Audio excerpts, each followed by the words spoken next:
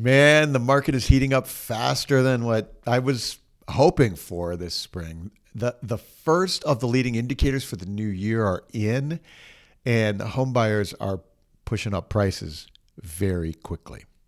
I'm Mike Simonsen, and this is this week's Altos Research Market Report. Each week, Altos tracks every home for sale in the country. We analyze all the pricing, all the supply and demand, all the changes in that data, and we make it available to you before you see it in the traditional channels. So inventory is at a new record low, but that's really not the story this week. There are only 292,000 single-family homes active unsold on the market right now. It is a new record low, down just slightly from last week.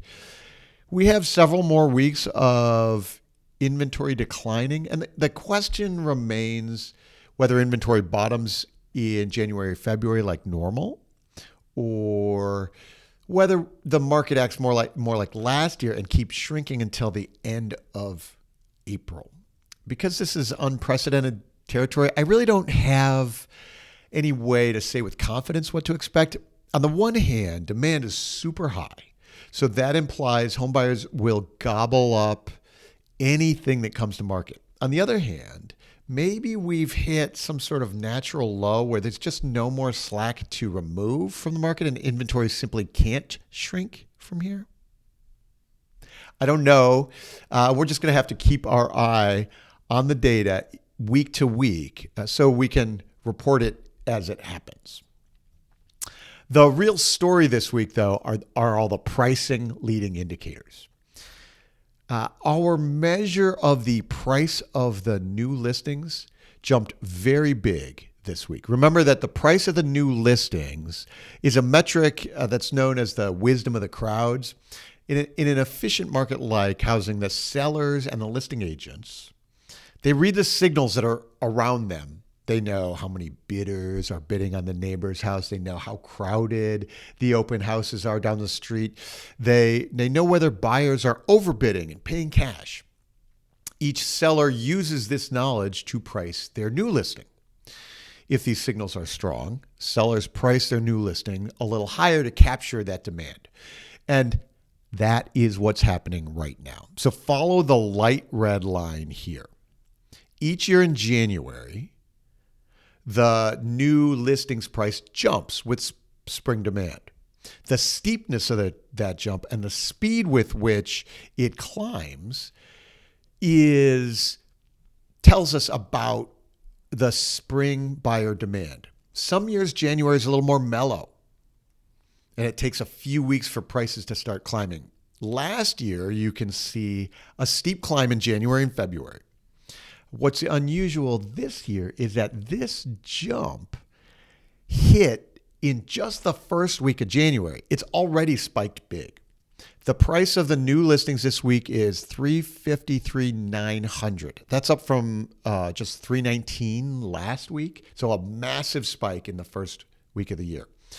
This says to me that sellers are much more prepared for the early season demand than they were last year.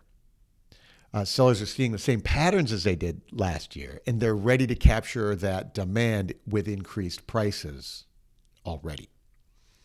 You could see in some Januaries, the new listings prices barely budged at all in the middle of January.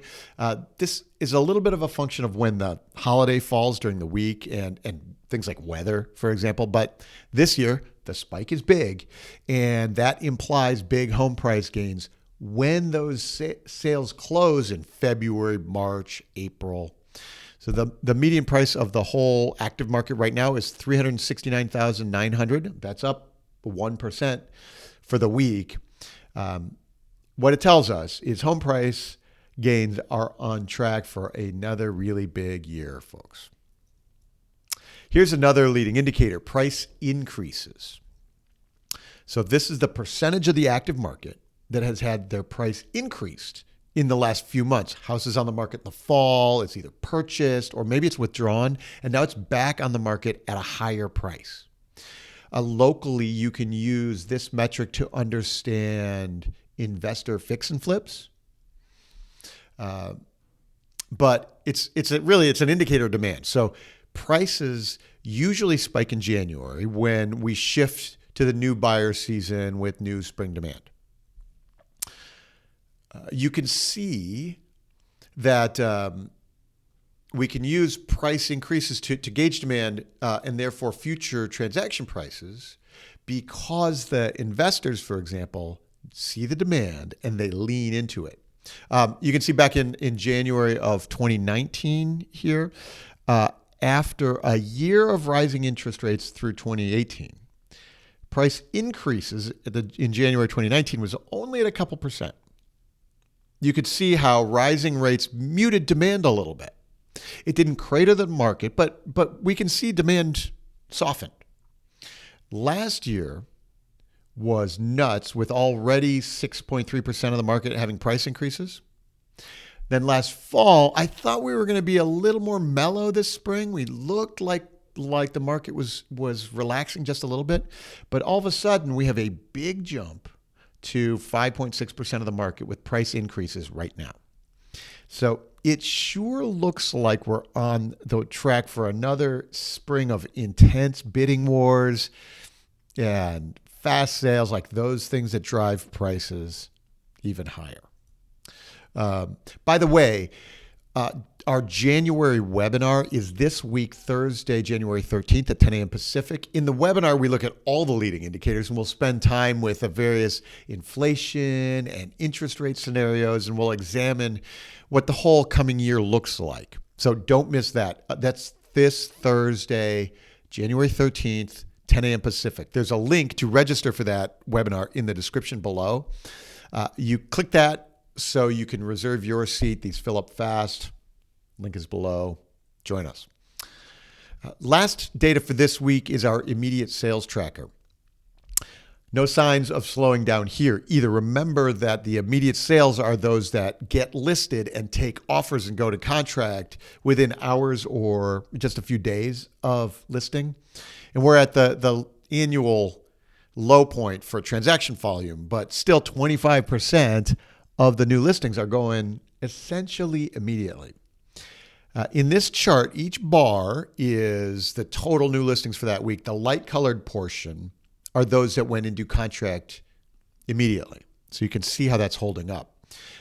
If you watch these videos each week, you'll know that we're always on the lookout for signals that maybe the market is ready to slow or turn. One of the places we would expect to see those signals early is in the immediate sales. So when demand finally weakens, the first thing that's going to happen is that people won't jump into those bidding wars so instantly on the new listings. So though, like our other leading indicators, the immediate sales is showing no signs of slowing. In fact, you can kind of expect this to climb sharply in the coming weeks. We're going to get new listings, but they're also going to go very quickly. Okay, that's all the data I have time for today. As I mentioned, the Altos webinar for January is this week, and we'll have the full hour to dive into all the leading indicators and look more closely at some of the other economic variables that are going to impact the real estate market this year. That webinar is Thursday, January 13th at 10 a.m. Pacific. If you subscribe to the YouTube channel, you'll get reminders each week when we publish this latest data. When the deep dive webinars are hosted, you'll also get the latest with our new Top of Mind podcast. Have you seen that? In the podcast, we're going beyond the data. I'm interviewing leaders and thinkers in the market to get their perspective on what's happening right now and what we're likely to see in the future. If you are a professional in the real estate industry, subscribe to the YouTube channel right now.